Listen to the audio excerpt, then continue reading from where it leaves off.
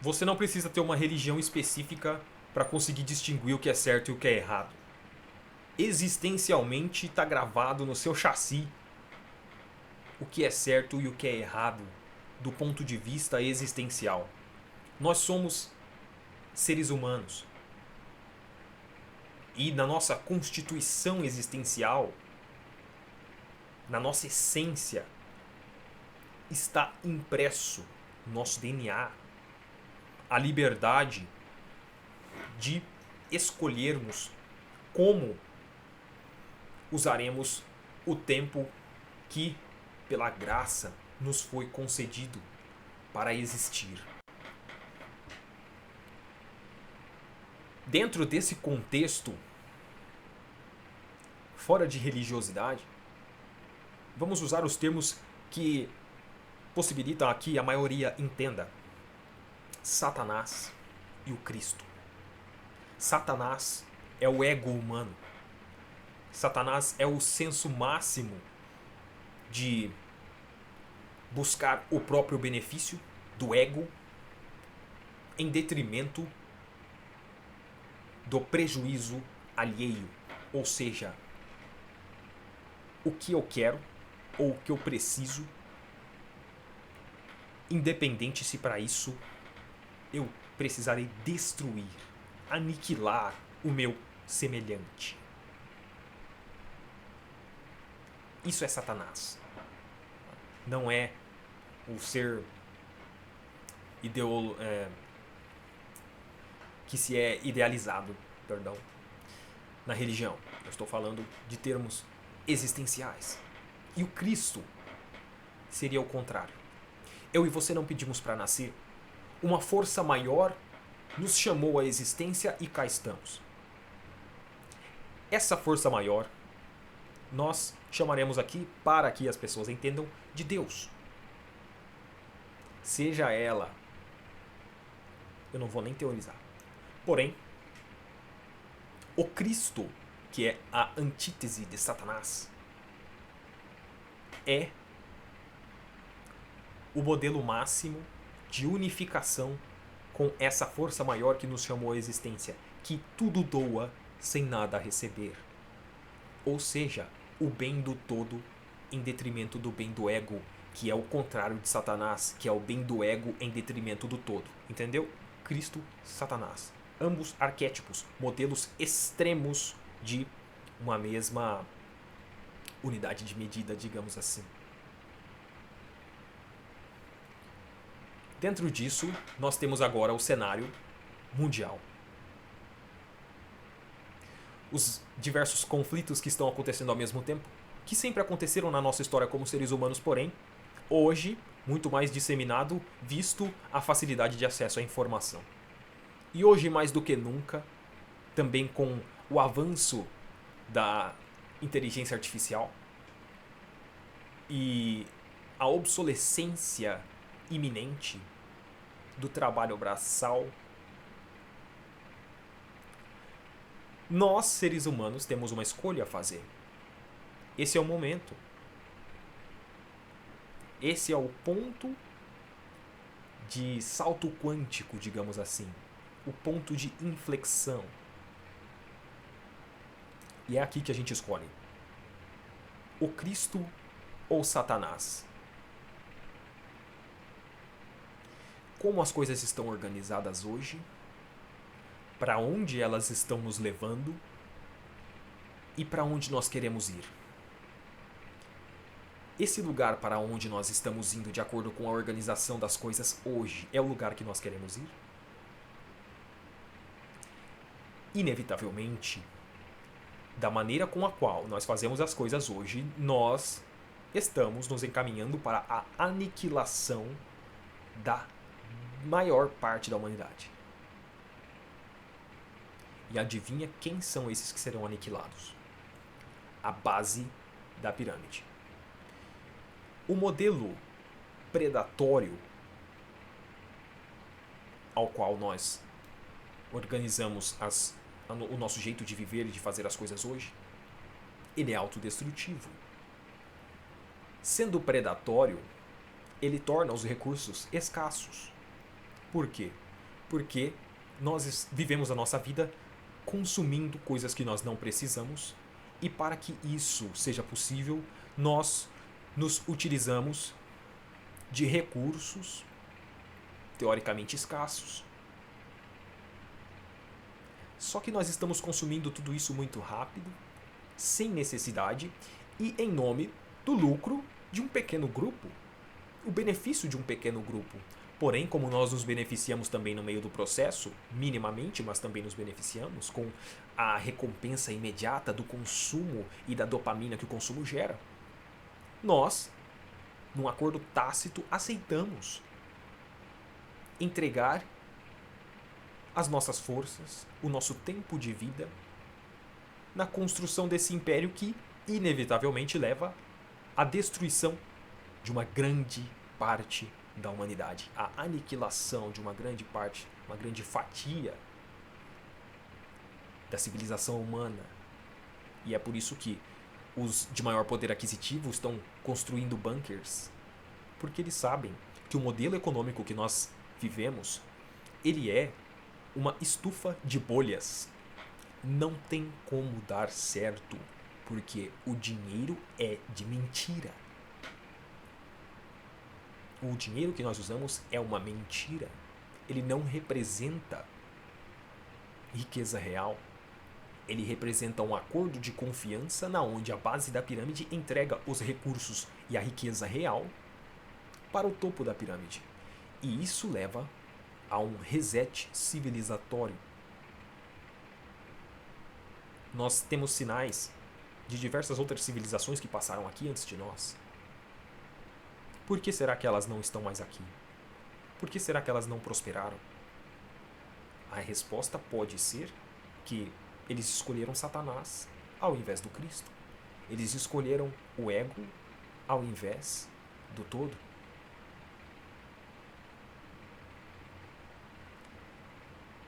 Independente do que está escrito no seu livro religioso, todo ser humano tem dentro da sua essência o conhecimento do que é certo e do que é errado.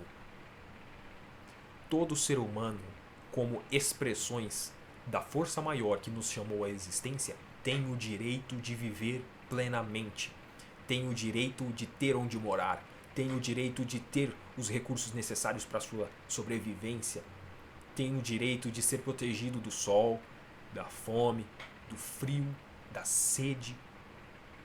Seres humanos deveriam ser uma bênção para todas as formas de vida desse planeta. Nós temos todos os recursos físicos, mentais, espirituais, todas as capacidades cognitivas de viver em equilíbrio com o nosso planeta, cultivar a nossa espiritualidade, que nada mais é do que a nossa conexão com a força maior que nos chamou à existência, ou seja, o todo, viver em equilíbrio. Mas não. Nós escolhemos, temos escolhido, até agora, viver de forma predatória.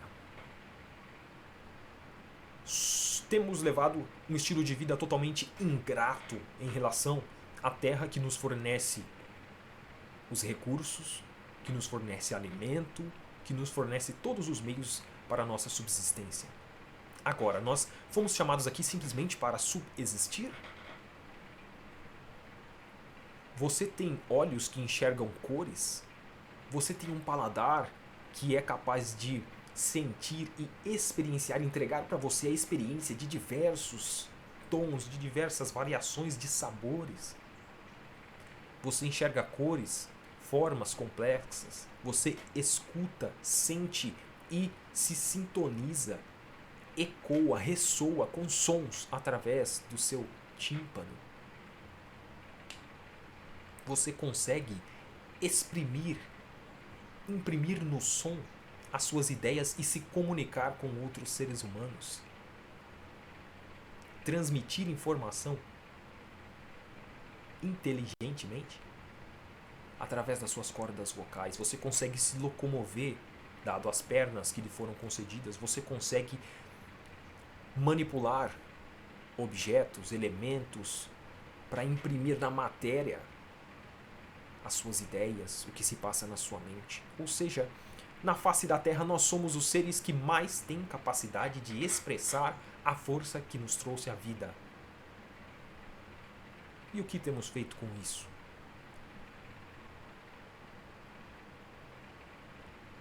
Somos os seres que mais têm motivos para ser gratos ao Sol que nos ilumina e nos dá energia, que nutre a vida vegetal, que por sua vez nutre a vida animal, que por sua vez nos nutre. Ambos nos nutrem. Você não pediu para existir, não pediu para nascer, até porque não é possível você pedir ou fazer qualquer coisa antes de existir. E pela graça, uma força maior te trouxe à existência e te possibilitou sentir tudo o que se é possível sentir dentro da pele de um ser humano. Tanto os aspectos negativos da dor, do sofrimento, do medo, das sensações desconfortáveis, como também o amor, a plenitude, a sensação de matar a sede, a sensação de se aquecer quando está frio, a sensação de se refrescar quando está calor, a beleza no mundo, a beleza na natureza, sentir sabores e tudo mais. E como que a gente retribui? Sendo verdadeiros ditadores, animais, selvagens, com todas as formas de vida que nos rodeiam. E como consequência disso, os seres humanos que têm mais meio para impor a sua vontade dominam até mesmo o seu semelhante. E principalmente o seu semelhante. É nesse ponto que nós estamos. E essa é a hora de decidir para onde nós queremos ir. Nós queremos continuar participando desse sistema? O que nós podemos fazer? Parar de dizer sim.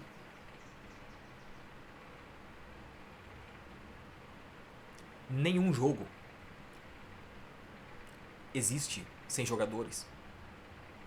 Nenhum livro é realizado sem leitores. Nenhum programa de televisão se mantém se não for assistido. Tudo isso são exemplos.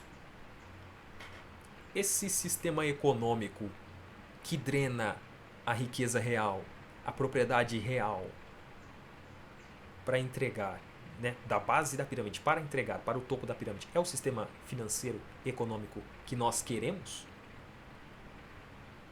Ele nos leva para onde nós queremos? Não. Então talvez seja a hora de deixar de lado o modelo de bancos centrais que foi instituído.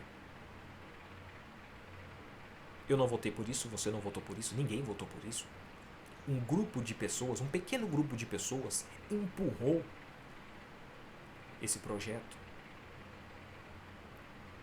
há mais de um século atrás. Bancos centrais não respondem a governos. Eles são sediados em cada país do mundo, em quase todos. Mas eles não atendem aos interesses dos cidadãos desses países. Eles respondem simplesmente ao BIS, que é o Banco Central dos Bancos Centrais.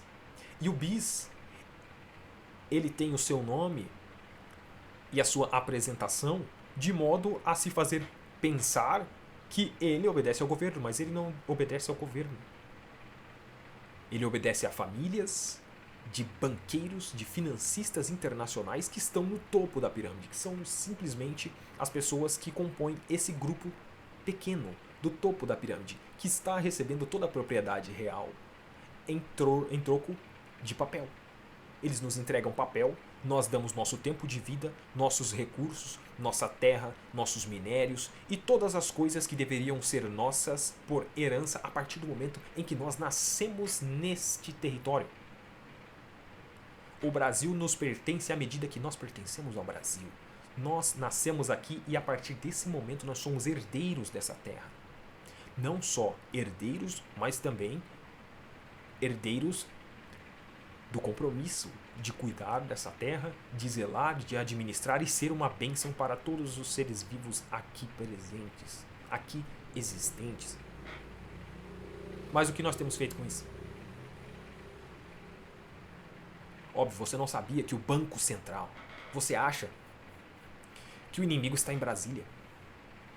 Brasília e todo o sistema hierárquico de controle de governo, que nós chamamos de governo, é um teatro. A única coisa que realmente importa é o modelo econômico que nós seguimos. Por quê? Quando o modelo econômico serve a interesses supranacionais, o governo não pode fazer nada. Existem duas possibilidades: ou a economia de um país serve aos cidadãos do país, ou ela serve a interesses supranacionais, internacionais.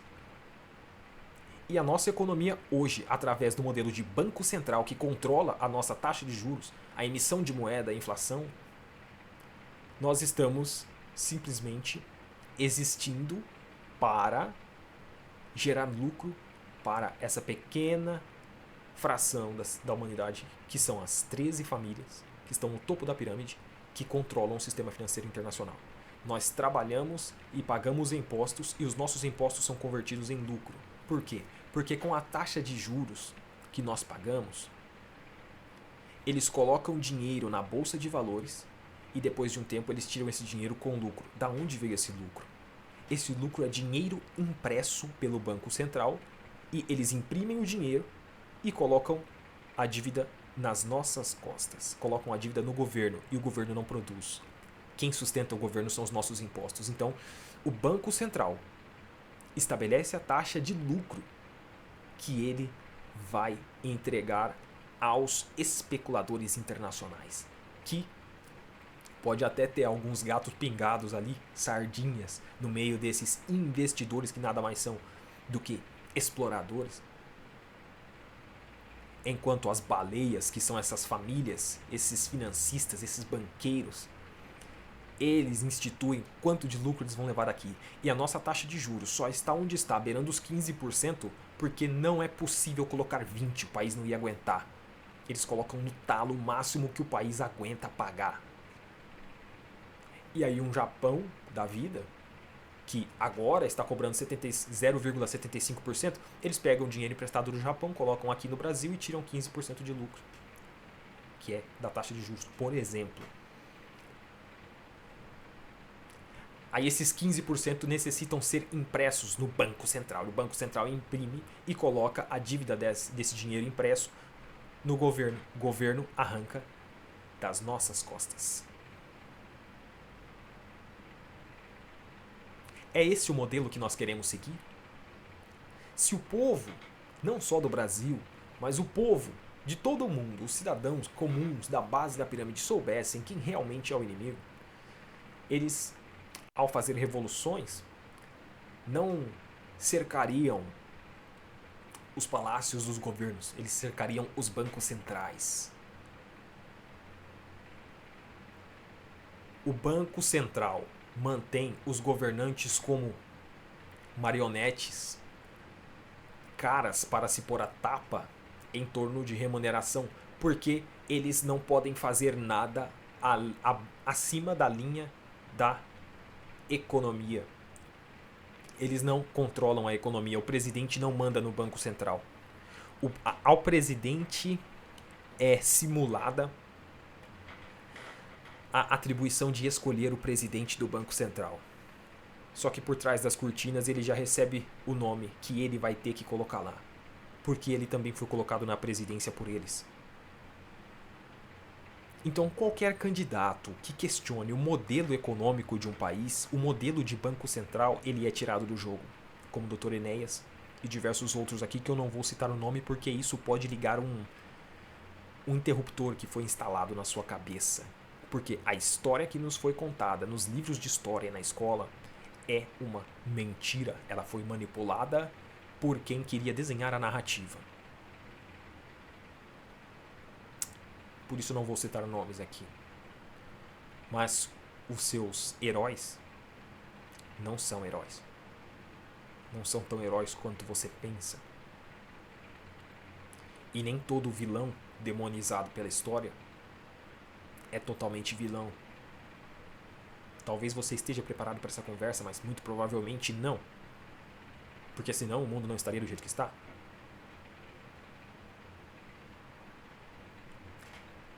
Aqui encerramos a nossa conversa.